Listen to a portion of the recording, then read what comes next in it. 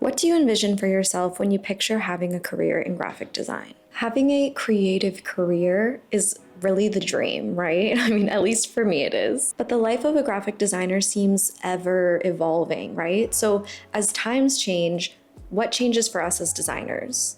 If you don't know me, my name is Paola Kassa. Welcome to my channel. If you're not new here, hi, welcome back. And this whole channel is about graphic design and art and journeys in the design sphere. And of course, that's what we're talking about today. So if you haven't subscribed, please subscribe, but also ring the bell. Even if you are subscribed and you haven't rang that bell yet, what are you doing to get notified when I upload? I am posting everywhere about art history, design. So follow me everywhere. And let's get into the video. Now, you hear this a lot when you get into graphic design, that design is not art. It's fully functional, and graphic design serves a purpose. It communicates. And I totally agree. Graphic design serves a purpose. I love the communication aspect, and it really is about problem solving and finding solutions. But I feel like this definitely applies when approaching graphic design from more of a service-based approach than it does from an art-based approach. So you may or may not know, if you watch my channel, that right now I am taking a break from working with clients in branding. So I'm completely not working with clients right now at all. And that little break has really allowed me to find a creative spark again. I don't know, I feel like maybe I lost it somewhere along the way of this thinking like a designer. Lately, it has felt like if I want to work with clients, it has to be in one way, like onboarding, project, branding, revisions, offboarding, like very static. I honestly felt stuck. In this time away from clients, it has allowed me some time to figure out what I actually want to work on. Like, I like to call myself an artist because that's what I feel like I am at my core. But then if I call myself an artist, am I not really a designer? I feel like it's important for me to define what art really is to me. Is art sometimes functional? Does art not communicate at all? I think it definitely communicates. It communicates feelings, it communicates concepts, protest, love, life, art. While art can be a much more free-form concept, I like to think that design can be flexible too, and they can meet somewhere in the middle. Some designers will argue with you that design is completely fully functional. There's not really any creativity with it, and good luck even finding creativity in it. Like, you're just going to have to serve and the creative spark is gone. They fully think that you will not be able to be creative in this career, design, and that it's all about what other people want. And who cares what you want, right? And that makes me sad because you can definitely have a fulfilling creative career in design. And I want to talk about that and how you can have that fulfilling career. So speaking of having a creative career, I want to talk to you about a design tool that can really help you in your work. I want to tell you about Kittl. Kittl is an intuitive design platform where you can create vectors and use templates and just create really beautiful design work. I love Kittl because there is so much possibility on there. There are over 1,000 fonts available to use and over 55,000 templates. So it's amazing to just get you started in whatever you have in mind. And I love that with Kittl, you get one subscription where everything is available to you. So it's all in one place. So if you are wanting to improve your workflow, this is definitely the tool to try. See what you can accomplish with Kittl, like creating a brand from scratch or using templates to showcase your portfolio. You can put together a great portfolio presentation for potential clients, all here in one place. So I have been working on my little portfolio presentation using Kittl and a template, and I love that I can just implement my work so easily because it's already set up for me and I have a framework for designing something really beautiful. And I love that with Kittl, I can share it straight from Kittl to anybody to collaborate.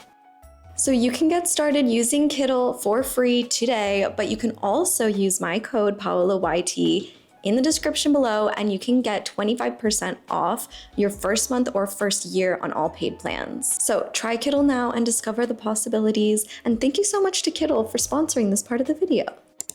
Okay, so in having a creative career, you need to first start by assessing yourself. Are you more on the creative side or are you more on the service-based side? That is not to say those two need to be mutually exclusive, because there is definitely room for creativity in service. But how does your brain work?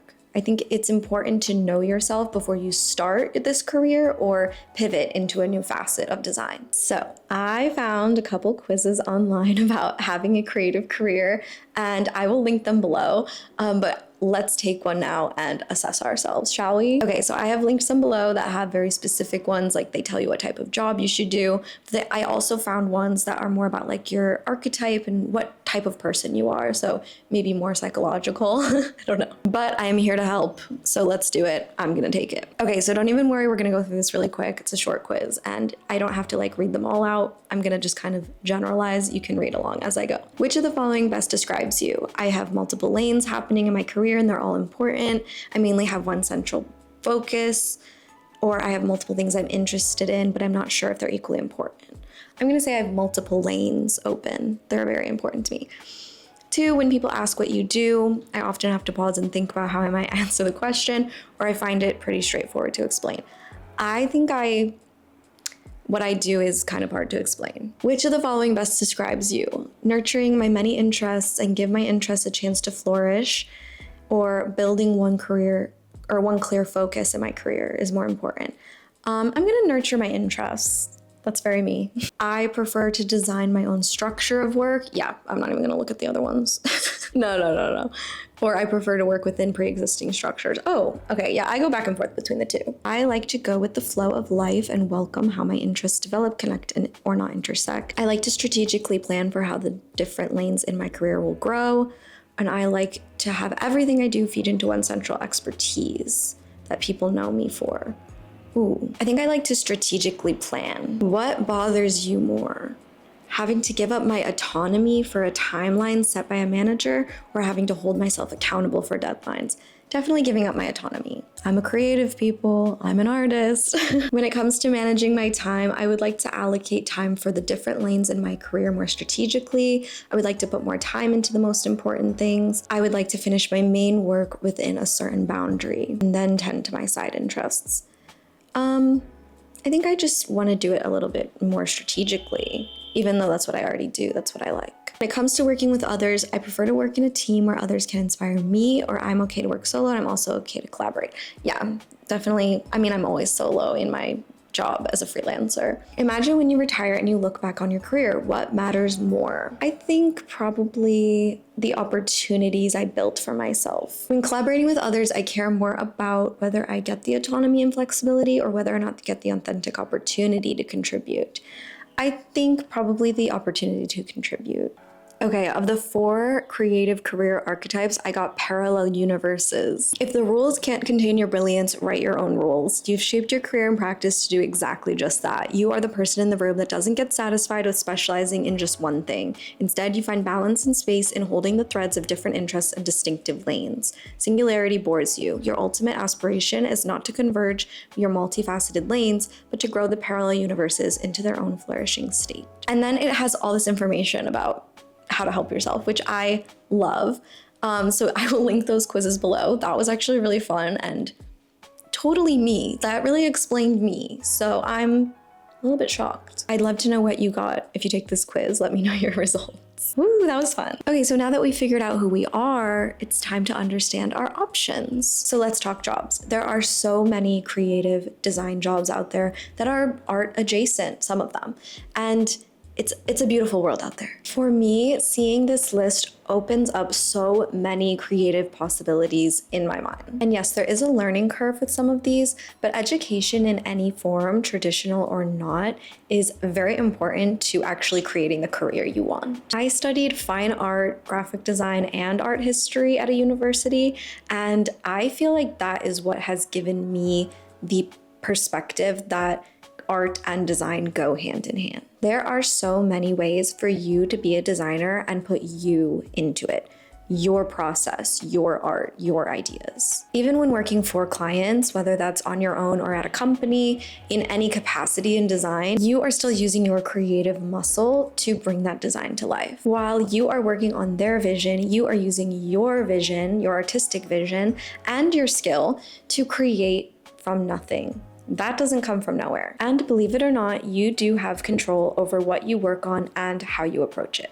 And if you don't have the control right now, give it time, it will come in your career. Take me for an example. I am now not working with clients and I'm creating my own type studio. So I will have full creative control over the typefaces I create, the fonts I'm working on, everything I want to do from scratch. And I will be able to use my expertise to work alongside clients to create their vision and use my skill to do it. It really is the best of both worlds in my quest for creative freedom. I know you can find the right balance for you and find that creative freedom, whether that's just changing up how you approach things right now, whatever you're working on, or even adding something to what you do, like a side hustle, a passion project. And that is where art and design are really alive. Passion projects. And who knows what those can turn into? They don't really have to be just an extension more of what you currently do. They can be experimental, physical, illogical. Designers want to say that design has to be functional,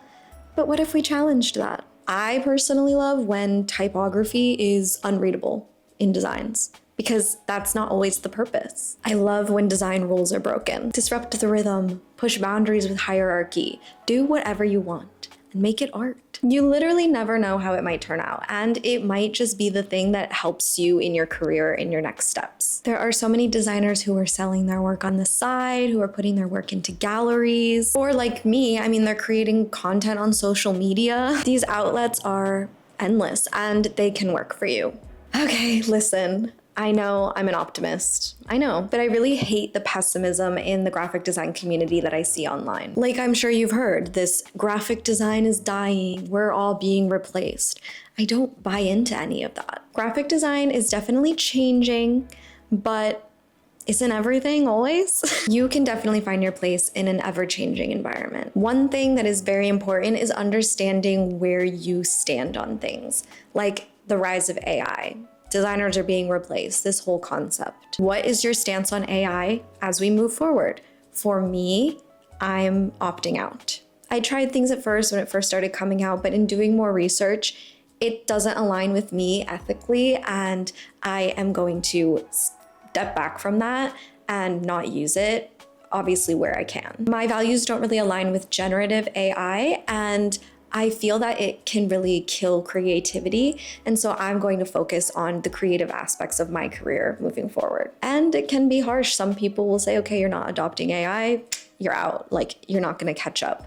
I don't believe that. To me, it means that in building the creative career I want, I need to stick to my principles. So my advice to you is know where you stand in this ever-changing path and don't lose your optimism. Okay, so that is the last piece of advice I will leave you with. I want you all to thrive in whatever you choose to do, whether it's on your graphic design journey or maybe this video just convinced you to just go be an artist and go be creative all the time. And I support you. I support you either way. Ooh, sorry, it's getting a little bit bright in here, but I want to end on this. You can, in fact, be an artist and a designer, and I am here to help you on your journey.